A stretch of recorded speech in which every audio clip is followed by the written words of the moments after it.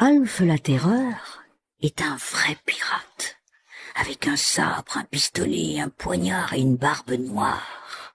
Il a un grand bateau à voile avec des canons, un drapeau noir à tête de mort et à son bord une bande de pirates à barbe noire. Alf le pirate navigue sur les mers et les océans par tous les temps. Quand il aperçoit un bateau à l'horizon, il fait tirer 3 coups de canon. Bon, bon, bon. Aussitôt le bateau s'arrête et Alf et son équipage le rattrapent en criant. Avec leurs sabres et leurs pistolets, ils menacent de tuer les voyageurs qui refusent de leur donner tout ce qu'ils possèdent, or, bijoux, perles et pierres précieuses. Alf la Terreur et ses amis habitent sur une île au milieu de l'océan. L'île de la Baleine. C'est là qu'ils cachent leur trésor. Quand Alf n'est pas sur son bateau, il se repose sur son île. Du coup, il ne connaît pas beaucoup de choses du monde. Il affirme donc n'importe quoi. Par exemple, il dit que tous les arbres sont des cocotiers, car sur l'île de la Baleine, il ne pousse que des cocotiers. Ou bien il affirme que la musique se fait en tapant sur des casseroles avec des cuillères en bois, car sur son île, les pirates dansent en faisant de la musique comme ça. Alf est le chef des pirates, alors personne ne le contredit, sinon il se met dans une colère, mais dans une colère noire, comme un drapeau de pirate. Une nuit, un bateau s'approche de l'île de la Baleine. 3 ombres quittent le navire dans une petite barque. 2 hommes et une femme. Les 2 hommes ont des barbes noires, pas de doute, ce sont des pirates. La femme, elle, n'a pas de barbe, bien sûr, mais elle a un sabre, un poignard et un pistolet à la ceinture. C'est une femme pirate. Incroyable, non? Elle s'appelle Alma, et elle a décidé de s'installer sur l'île de la Baleine. Oui, elle en a assez de parcourir les mers, elle en a assez de commander des pirates à barbe noire. Elle désire vivre tranquillement sur une île. Les 2 pirates qui l'accompagnent déposent sur la plage un grand sac de marin et un coffre plein d'or. Puis ils regagnent leur navire, laissant Alma sur l'île seule avec son trésor. Enfin, seule, pas pour longtemps.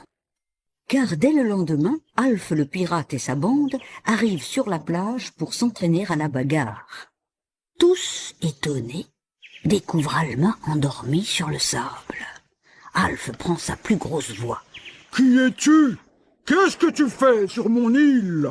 Alma ouvre les yeux et répond sans s'affoler. « Je m'appelle Alma, je suis pirate. J'ai décidé de m'installer sur cette île. » Alf sent une terrible colère monter en lui. « Premièrement, ici, c'est mon île. Deuxièmement, une femme pirate, ça n'existe pas.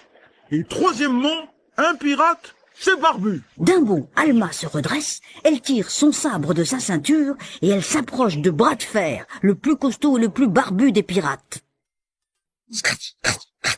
En 3 coups de sabre, Alma rase la barbe de Bras de Fer. « Tu te trompes, Alf, dit-elle.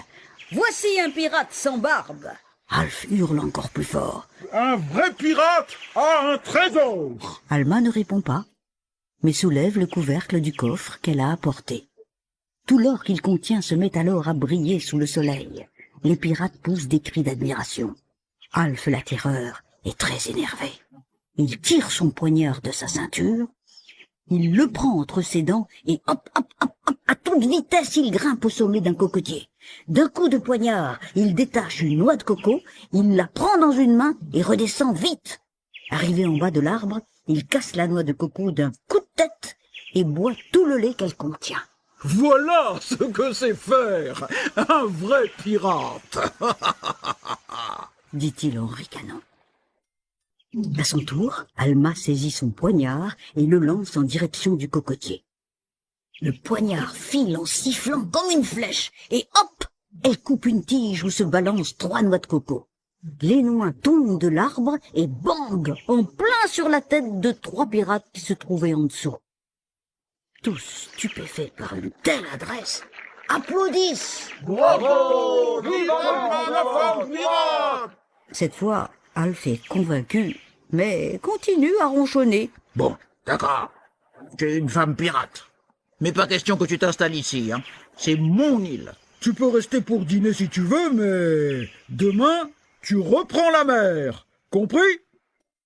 Le soir, Alf le pirate organise une grande fête sur son bateau. Le cuisinier prépare ce que les pirates adorent, des brochettes de requin. Ils mangent et ils font de la musique en tapant sur des casseroles, comme d'habitude. Alma, elle, observe en douce Alf le pirate. Elle se dit que s'il voulait bien raser sa barbe, il serait sûrement plus mignon. Elle trouve même qu'il a de beaux yeux quand il n'est pas en colère. Alma deviendrait-elle amoureuse? Oui, Alf commence à lui plaire beaucoup. Mais par contre, sa musique, pas du tout. Alors discrètement, elle prend son grand sac de marin et en sort quelque chose que les pirates ne connaissent pas. C'est un instrument de musique, un violon. Alma commence à en jouer, doucement d'abord, puis de plus en plus vite. Les pirates étonnés arrêtent de taper sur leur casserole.